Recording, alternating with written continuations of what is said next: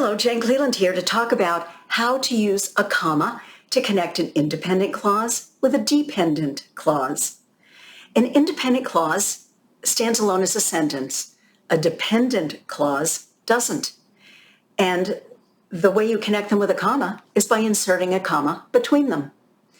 If you have any questions, that's a dependent clause. It can't be a sentence. Comma, please feel free to ask. That could stand alone as a sentence. It's an independent clause.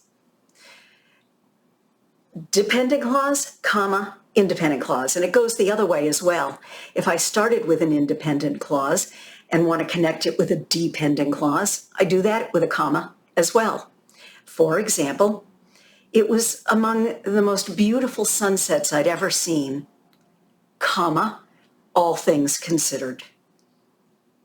Commas are versatile tools, but you've got to use them right. It's the mark of an educated professional. I know you can do it.